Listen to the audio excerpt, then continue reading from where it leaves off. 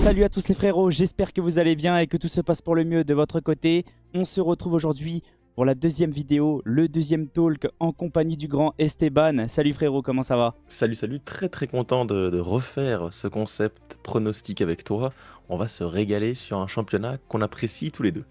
Ah oui, surtout que là, j'ai invité sur ma chaîne YouTube un grand supporter du FC Barcelone. Il connaît peut-être un peu plus le championnat que la Ligue 1, lui qui suit énormément le Barça, le Real Madrid. Je vous invite aussi à aller vous abonner à sa chaîne parce qu'il fait vraiment du très bon Merci. travail. Aujourd'hui, pas de nouveauté, mais simplement une suite. On va vous faire un talk spécial Liga, pronostic, exactement la même vidéo que pour la Ligue 1. On va vous pronostiquer le classement complet du 20e jusqu'au premier. Après, on vous parlera de nos meilleurs buteurs et nos meilleurs passeurs. Une nouvelle fois, j'ai pris énormément de risques. Je sais pas toi de ton côté, mais je me suis dit pourquoi pas aller hyper un petit peu ce talk. Et ensuite, bien sûr, on vous parlera des équipes top et des équipes flop. J'ai essayé d'être le plus objectif possible. Je pense que tout le monde me connaît au bout d'un moment. Je supporte deux équipes parce que ça, j'ai pas arrêté de vous le dire. Je suis franco-espagnol. Donc, je supporte le Paris Saint-Germain et Villarreal. Et sincèrement, j'ai été le plus objectif possible. Même Villarreal, je les ai pas très bien classés. Vous allez voir ça au fur et à mesure de la vidéo. Et à la fin, bien sûr, comme lors du premier talk, on va pimenter un petit peu ce talk et on va vous donner nos pronostics pour les deux classicos, que ça soit au Bernabéu et au Camp Nou. Ouais, non, clairement, ça va être une très belle vidéo. Je me réjouis en tout cas de voir tout ça. Et puis voilà, qu'on commence. Allez, c'est ça. On va faire exactement pareil, hein, frérot. Je pense que c'était très bien ce qu'on a fait pour la Ligue 1. On va commencer du 20e et on va remonter au fur et à mesure. Je te laisse commencer parce que c'est toi qui connais énormément cette Liga. Donc à toi l'honneur, vas-y. C'est vrai que je connais cette Liga. Par contre, je ne connais très peu la Liga 2. Donc c'est vrai que D'accord. sur cette fin de classement, je vais sûrement être un peu plus en difficulté. Je vais y aller un peu plus à vue. Maintenant, je vois quand même Elche terminer dernier. C'est mon prono 20e. Levante également. C'est vrai qu'ils ont fait une belle saison en Liga 2 en terminant premier. Maintenant, je ne les vois pas créer la surprise. Surtout que ces derniers temps, c'est très compliqué de se maintenir après avoir été relégué en Liga. Donc je ne les vois pas réussir à le faire. Et je vois par contre Alaves terminer relégable. Ah, ils n'ont pas fait une mauvaise saison, mais ça fait quand même plusieurs saisons qu'ils flirtent avec la relégation. Je pense que cette saison, ils iront sonner à la porte des barrages. Bon, en vrai, on a à peu près les mêmes ressentis. De toute façon, je suis totalement d'accord avec toi. On le sait tous, à chaque fois qu'une équipe monte, elle redescend des fois automatiquement. C'est beaucoup un ascenseur. La Liga, c'est très compliqué là-bas, le championnat, surtout pour se maintenir parce qu'il y a quand même des grosses équipes, des équipes historiques. Moi, mon 20e, Elche, je les vois faire un aller-retour. De toute façon, ils font ça à chaque fois. C'est à peu près le Metz de la Ligue 1 pour tous ceux qui ne suivent pas. Alaves, je les vois craquer. Ça fait déjà depuis un petit moment qu'ils flirtent avec la Liga 2.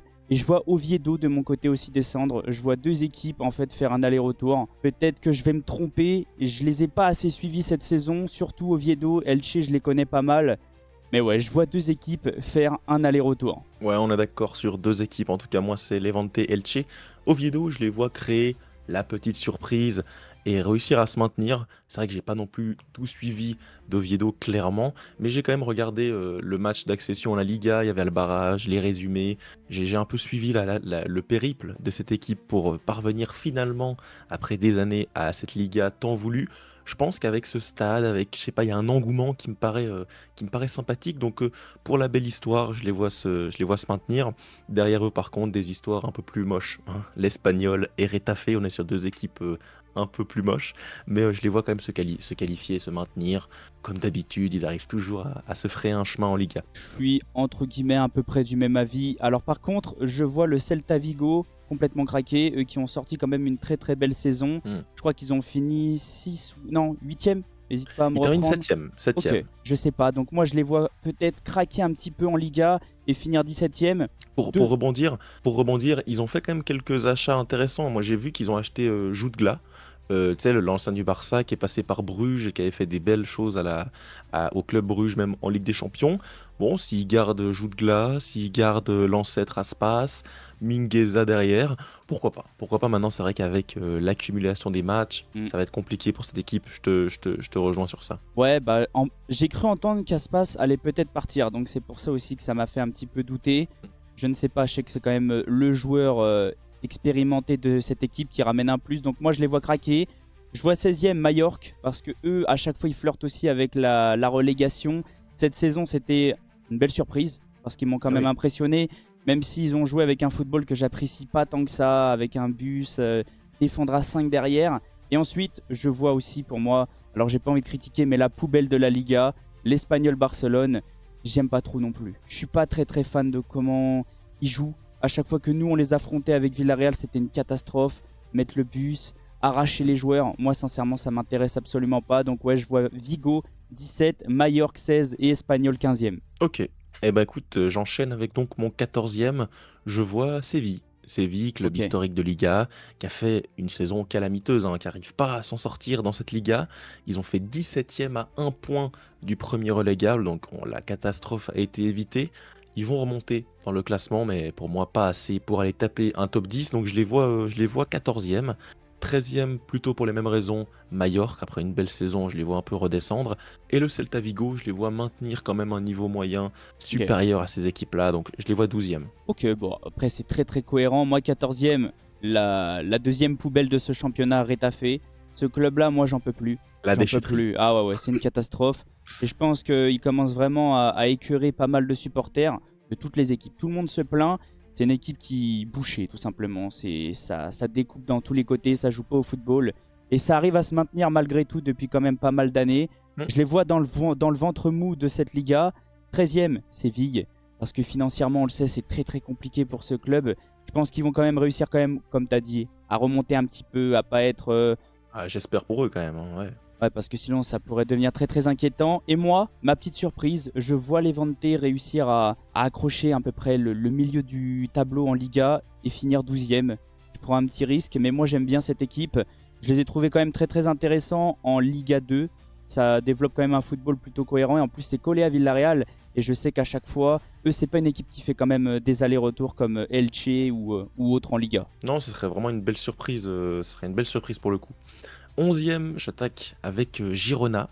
Girona qui a fait une saison très limite, hein. Après sa saison excellente, c'était compliqué, il y avait la Ligue des Champions, il y avait beaucoup de matchs. Ils auront l'occasion de se recadrer, de se focus sur la Liga. Je les vois donc faire une perf plutôt acceptable. 11e, le Rayo, très belle équipe. Attention, ils ont fini 8e, donc ils auront peut-être les matchs en plus s'ils passent les barrages de Ligue Europa Conférence. Je les vois terminer quand même 10e avec un gros stade à domicile, c'est compliqué de les prendre. Et puis Osasuna, 9e, pour des raisons évidentes. Ils ont fini 9e la saison passée. Je trouve pas que c'est un club qui progresse, voilà, significativement, mais c'est pas un club qui régresse. C'est un club solide, de milieu de tableau, qui peut, pourquoi pas, s'il y a une petite brèche devant, s'infiltrer. Je les vois quand même terminer 9e pour moi. Je pense que ça va te faire sourire parce que moi, 11e, je mets Girona aussi. Je pense qu'ils vont remonter un petit peu.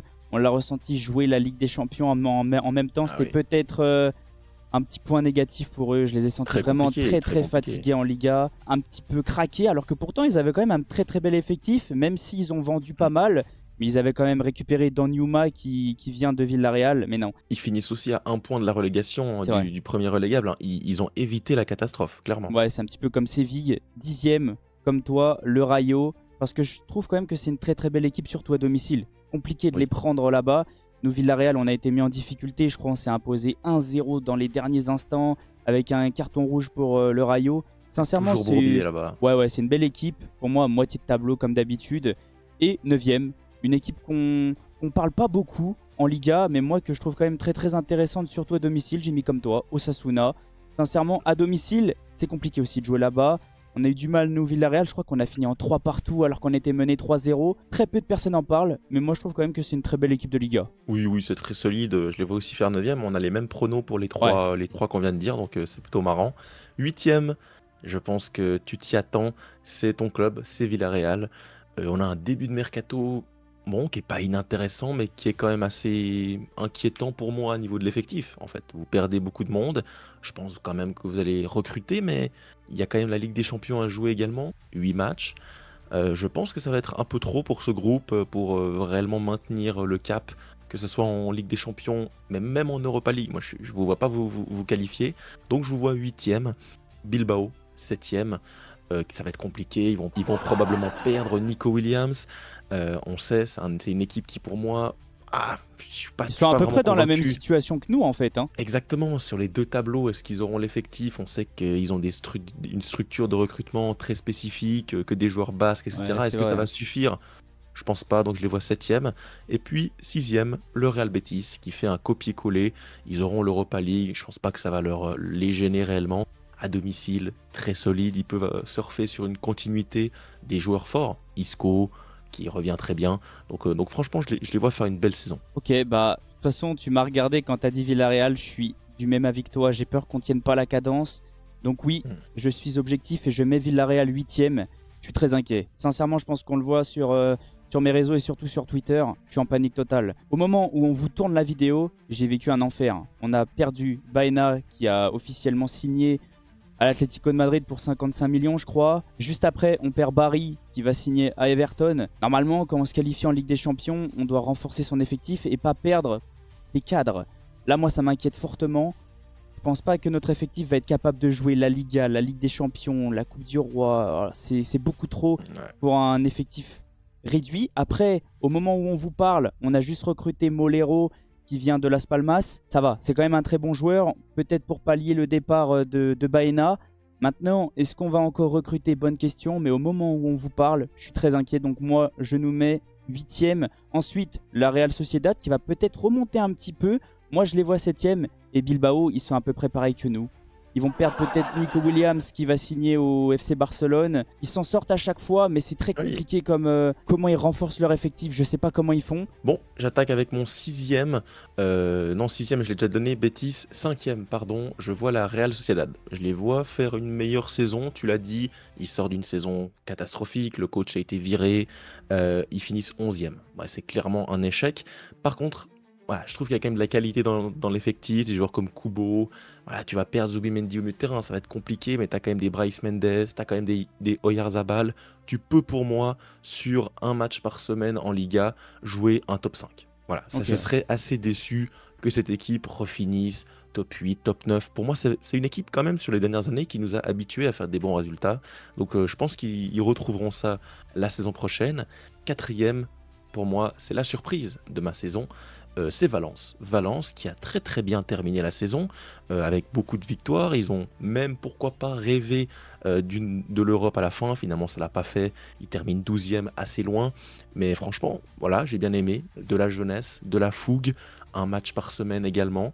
Donc j'y crois. C'est un peu ma petite surprise. Je mets ma pièce sur Valence. Et bien sûr, voilà, je fais durer le suspense pour mon trio de tête. Au niveau de mon 5e, je suis vraiment d'accord avec toi et je pense que Valence, ça va être cette équipe surprise. Ils ont très très bien fini en Liga. Je trouvais cette équipe en difficulté en début de saison, mais Oui. on a énormément parlé et tous les deux, on n'y croyait pas à une descente. Moi, sincèrement, de mon côté, je sentais que cette équipe-là allait se relancer. C'est quand même un gros club, un club historique. Même si c'était compliqué, que ça soit Oui, puis financièrement ou il y a autre. eu aussi des soucis dans la région, hein, à C'est Valence. ça, ouais, ouais, ouais. C'était une saison quand même à oublier, C'est clairement. ça, ouais. Ah ouais, oui, avec les inondations, etc. Bah, nous aussi, on a été touchés. Mais financièrement, je sais que Valence a été un petit peu en difficulté ces dernières années parce que nous, on a récupéré leurs cadres. Les cadres de Valence, Parejo, Coquelin, il y en a beaucoup qui sont venus à Villarreal. Là, ils ont besoin de reconstruire tout ça. 4e, moi, je vois le Real Betis. Je pense qu'ils vont réussir à accrocher. Ils vont vouloir se venger de cette saison-là. Ils ont frôlé, ils ont failli se qualifier en Ligue des Champions. Petite bataille entre Villarreal et Betis. Là, je pense qu'ils vont pouvoir se venger et accrocher cette place. À toi, Ouais, Esteban, vas-y, je dis-nous tout. l'attaque. Je l'attaque et pour moi, ça sera un trio de tête sans surprise. Je vois l'Atlético 3e, un club qui m'exaspère assez hein, avec les recrutements, mais à chaque fois finalement c'est la même histoire. Ils auront, voilà, je vous le dis, ils auront une bonne période, peut-être même qu'ils seront pendant 5-6 journées en tête, on va y croire, l'Atlético, le Simeone Bowl, tu sais, Comme ils ont novembre, fait la saison décembre. dernière, ouais. Ouais, ouais, Ouais, ouais. ils seront là, ils vont peut-être nous taper, machin, ils seront la première place. Mais évidemment, ils vont s'effondrer et finir 3e. Le Real Madrid, 2e. J'ai du mal à croire que ce Real Madrid, alors oui, on voit des belles choses sur ce début de campagne, que ce soit la Coupe du Monde des clubs, match de pré-saison, Xabi Alonso, bon, ça peut être pas mal. Maintenant, de rattraper le retard sur un Barça si compétitif la saison précédente, j'ai du mal à y croire. Donc je les vois 2e, et je les vois 2e assez loin. Voilà, je Ok, ouais. vois 10 points d'écart. Oh oui, Je vois une ah oui, dizaine de points d'écart. ok. Pour moi, il y aura alors il peut avoir une lutte, hein, mais à la fin, ça va basculer un peu comme la saison précédente, hein, finalement. Voilà, tu termines à 4 points, mais le Barça a laissé filer à la fin. Donc, pour moi, ce sera un peu comme ça. Le Barça aura son titre de manière plutôt sereine, que ça soit lors du Classico, le 10 mai ou même avant. Je vois le Barça quand même, voilà, faire le doublé, ce qui serait pas arrivé depuis un certain temps. Il me semble que c'est pas arrivé depuis le Barça 2019, donc D'enchaîner? Ah ouais, ça c'est pas fait quand mal. même de nombreuses années qu'on n'a pas eu un back-to-back en Liga, donc c'est quand même notable. Je pense totalement la même chose que toi. Je pense que ça va se finir exactement pareil que la saison dernière. Atlético de Madrid, un club que je ne supporte absolument plus. Ils sont en train de récupérer tous nos joueurs. Donc ça me dégoûte Aïe, un aïe. petit peu. Et je trouve que les joueurs qui sont recrutés, ça va pas matcher avec Simeone et Baena. Oui, c'est un joueur vicieux, mais c'est un joueur technique. J'ai peur que ça soit un tremplin comme Rodri et qu'il parte ensuite dans un plus grand club comme City ou le Barça ou qui vous voulez. Moi, je vois pas Baena rester longtemps à l'Atlético. Deuxième, le Real Madrid. Je pense pas que Javi Alonso va réussir à reconstruire tout ça en l'espace de 1 an. Il y a énormément de boulot. On l'a vu à la Coupe du Monde des clubs. Alors oui, il y a des choses très positives. Et ça, je suis d'accord avec vous. Ça commence à être pas mal. Ça commence à jouer mieux que sous Ancelotti. Après Ancelotti, c'était vraiment la catastrophe. On ressent que Javi Alonso a envie de mettre quelque chose en place. Mais c'est comme Luis Enrique. L'avantage que nous, Ah, on a en Ligue 1, c'est que sans manquer de respect aux autres équipes, il n'y a pas beaucoup de gros concurrents pour venir nous chercher. Même en étant catastrophique, on prend la première place. Là, le souci, c'est qu'il y a des équipes comme Barcelone. Et oui, pour moi, Barcelone va finir premier, hein. Ça va faire exactement pareil.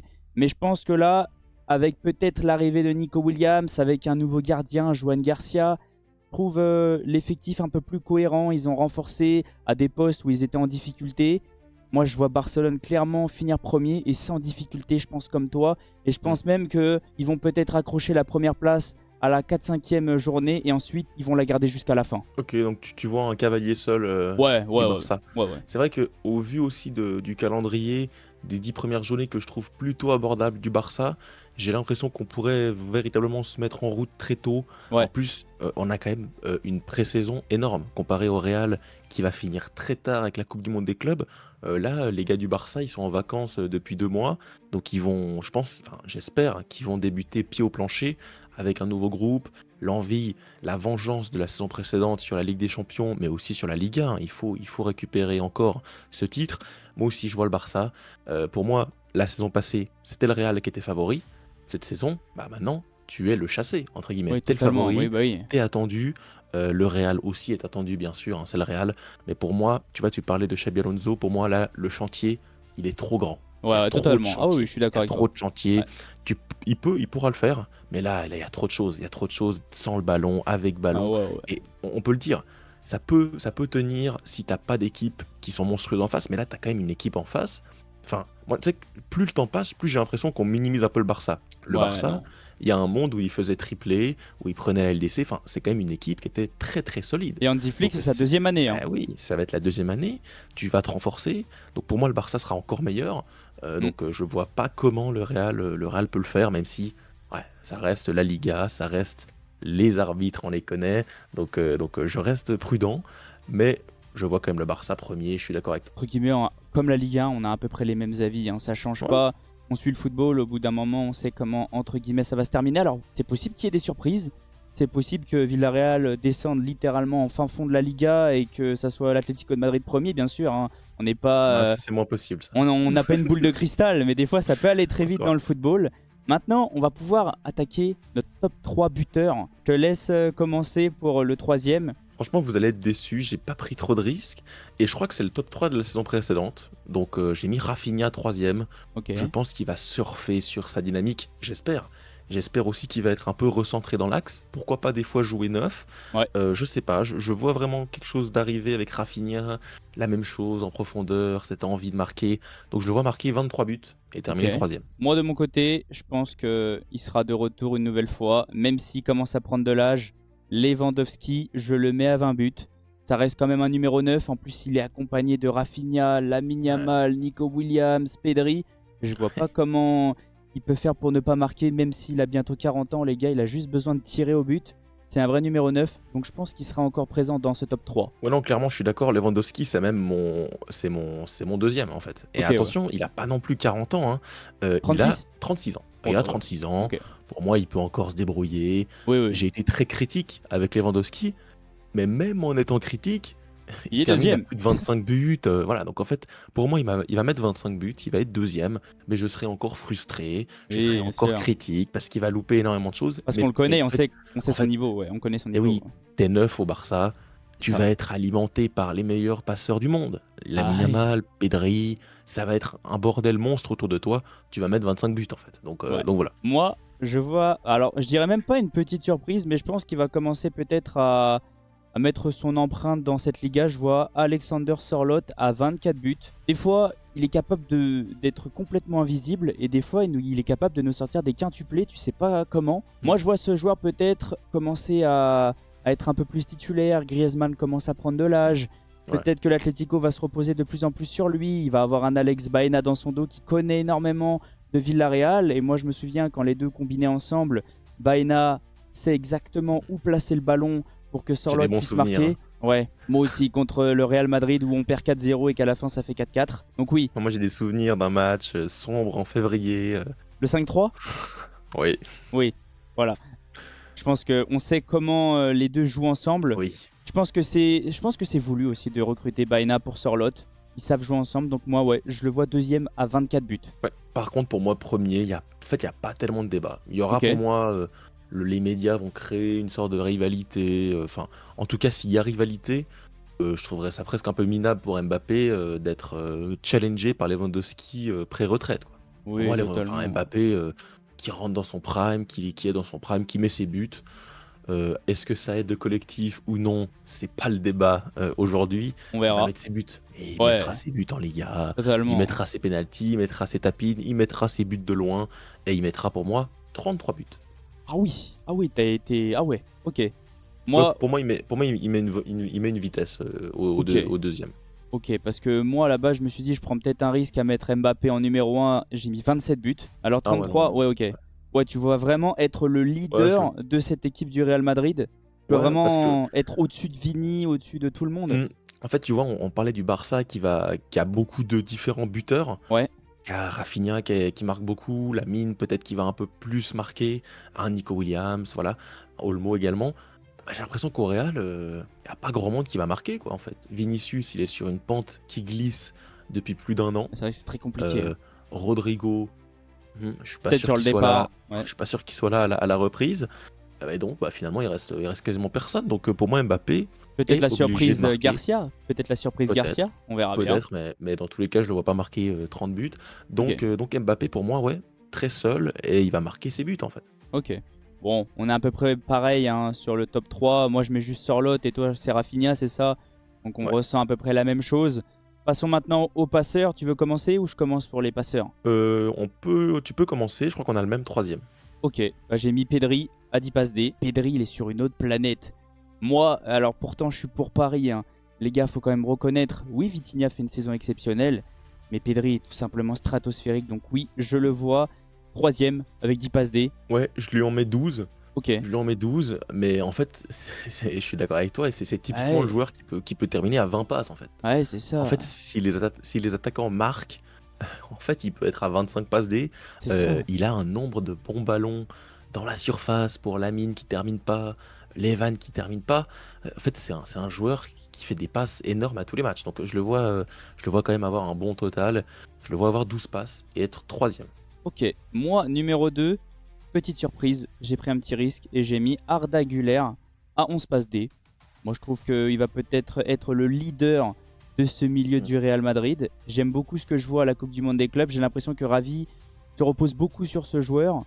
Il a peut-être le rôle de Toni Kroos actuellement. Il est très en De retrait. relanceur, ouais. Mais je me dis pourquoi pas, parce que je l'ai vu casser plusieurs lignes. Je le vois essayer d'aller chercher des Mbappé, des Vini à chaque fois au-dessus. Il a le pied qu'il faut, sur corner, sur coup franc. Sincèrement, pourquoi pas. Donc je prends un petit risque et je le mets deuxième à 11 passes D. Non, c'est vrai que c'est pas délirant. Tu remets presque en cause mon classement parce qu'on a vu qu'il tirait les coups de pied arrêtés. Ouais. À voir avec Alexander Arnold aussi dans la durée. Je sais pas comment ça va se passer. En tout cas, moi j'ai mis Nico Williams. Nico Oui, pourquoi Williams pas qui aussi, hein. sera, je m'avance, il sera barcelonais. Et si je me projette qu'il est barcelonais, je le vois faire beaucoup de dégâts, notamment au niveau des passes D.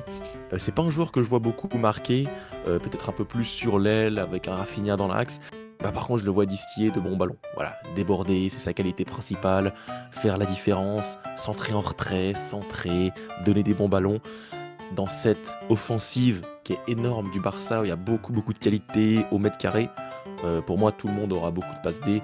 Et Nico Williams déroge pas à la règle. 13 passes D pour Nico. Ça m'a fait tilter après.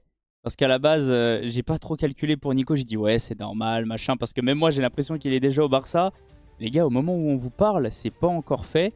Non, c'est pas fait. Esteban prend peut-être un petit risque. Je le vois avec son Je petit m'avance. sourire. Ouais, je Je le vois avec son m'avance. petit sourire. Il a envie qu'il signe. Bon, les gars, faut pas non plus trop stresser, hein. Même moi, de mon côté, je le vois signer au Barça. Ça serait. Avec ce qui s'est passé à Bilbao, j'ai du mal à croire que ça continue. Ça serait une nouvelle fois un tremblement de terre qu'il signe pas au Barça. Au niveau de mon premier, bon les gars, je vais surprendre personne, je pense que j'ai même pas besoin d'en parler. Lamine Yamal à 15 passes D. Mais ouais, je pense qu'il va continuer à exploser au Barça, les gars. C'est actuellement peut-être le meilleur joueur au monde. Et je le vois continuer, pas au niveau des buteurs, parce que je pense qu'il a encore besoin de Ouais, se... pas encore. Ouais, je pense qu'il a encore besoin de s'améliorer au niveau de sa finition. Mais passeur, les gars, les passes qu'il fait... Même moi, des fois, ça me choque. Les exters, les passes qui font tout le terrain et qui arrivent dans les pieds. Non, pour moi, numéro 1 avec 15 passes D. Ouais, pour moi, c'est un tapin. Je vois pas de meilleur prend pas de passeur risque. que Lamine. Il a fini meilleur passeur l'année passée assez Ouais. largement. Ouais, clairement, Lamine Yamal, je lui ai mis 16 passes D. Ok, on est pas Avec, pareil. Ouais. quand on voit la dimension offensive, que ce soit Levan, Rafinha dans la profondeur, ils adorent se chercher, Nico. Non, il va avoir énormément de passes D. Et puis je le vois à 16 passes D, voilà, reconfirmé. Par contre, c'est vrai que tu parlais des buteurs. Pour moi, pas encore. Je le vois Non. pas mettre plus de 20 Il buts doit en encore Liga. s'améliorer enfin, au niveau de la finition pour moi. C'est un peu comme Nico. Oui. Puis même, tu vois, il a quand même plus le rôle de playmaker que de joueur qui va dans la surface pour terminer. Ah ouais, il totalement. peut le faire, mais c'est plus le gars qui initie, qui lance Rafinha, Ouais, que ouais. Lamine Yamal qui se fait lancer. Tu vois, donc Ouais, c'est ouais, aussi un totalement. rôle différent. Ouais. On a à peu près pareil, le même classement au niveau des passeurs, hein. On échange juste Arda et toi c'est Nico. Mais sinon, on ressent à peu près la même chose. Maintenant, on va parler des équipes top. Parce que ouais, faut pas non plus les oublier. Il va y avoir des équipes surprises. Vas-y, je te laisse commencer au niveau des équipes surprises. Bah écoute, équipe surprise, je vois Valence. On en a Ok. déjà parlé précédemment. Équipe assez jeune, ambitieuse, avec beaucoup de qualités physiques, athlétiques.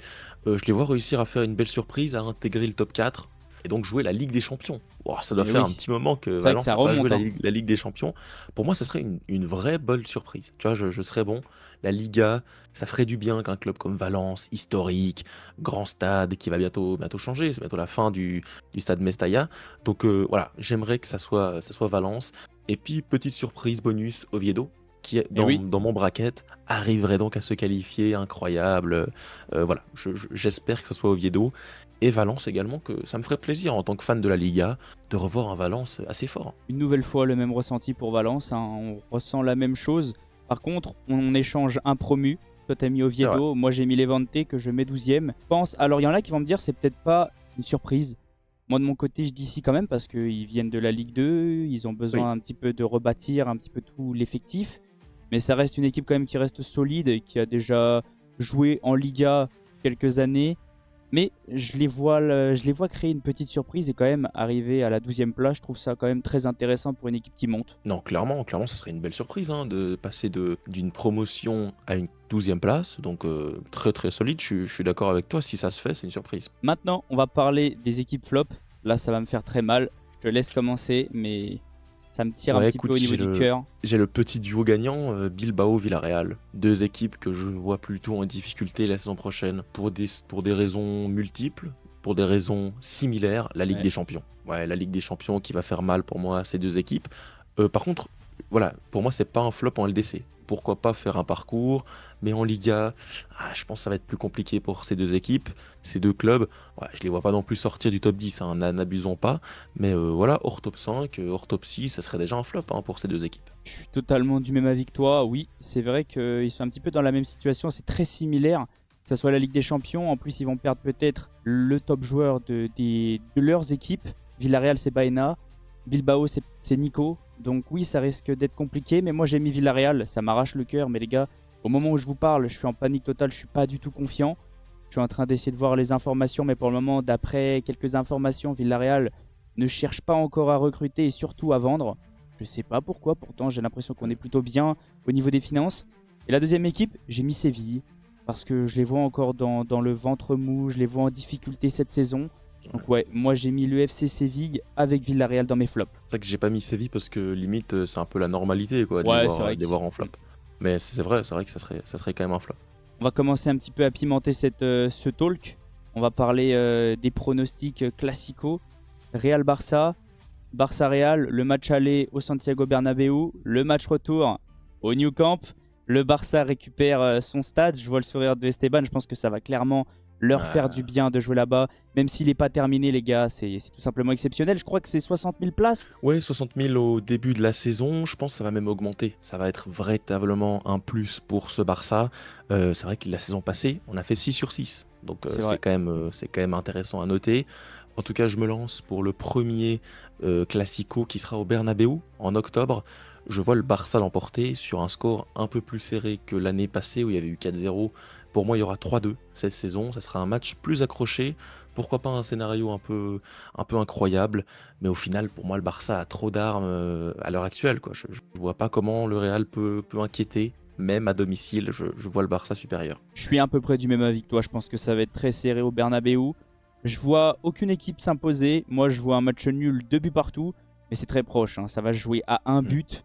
Ouais, je pense que le Real va réussir à accrocher le Barça à domicile. Je pense pas qu'ils vont se laisser faire quand même. Je vois un match très serré comme toi, 2 buts partout. Pour le retour maintenant au Camp Nou, je vois une victoire et ça sera dans le moment, voilà, de la saison. Il faudra clôturer la Liga. Ça sera la fin de saison. Pour moi, le Barça fera le job. À domicile, nouveau stade, 2-0. Voilà, victoire simple, Net efficace. et sans bavure. Ouais, je les vois ne pas encaisser. Pas encaisser. Très solide. Ça, voilà, fin de saison, la défense sera rodée, un grand Garcia au cage. Je vois une victoire très solide qui serait synonyme pour moi de champion. Je vois le Barça encaisser, mais je vois le Barça s'imposer 3 buts à 1, comme on vous a dit, Camp Nou. Même 60 000 places, les gars, le stade est plus grand que le Parc des Princes, c'est plus grand que le Montjuïc.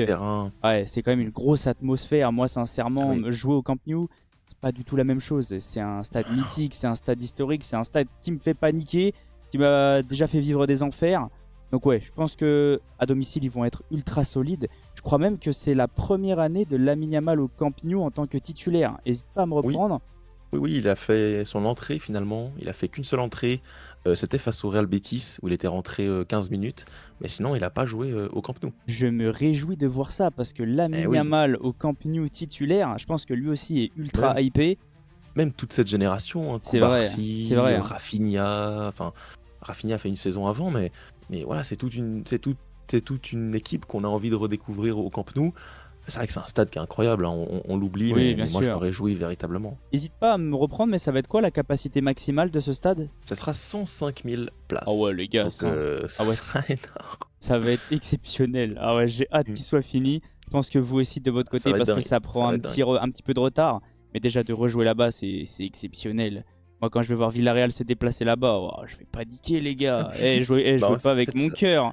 Ça va redevenir une forteresse. Après, ça va être vertical. Il y aura aussi un toit. Enfin, ça va vraiment mettre une atmosphère. Grosse ambiance. Je me réjouis. Et en plus, ça correspond à notre actualité sportive où on revient sur le devant de la scène.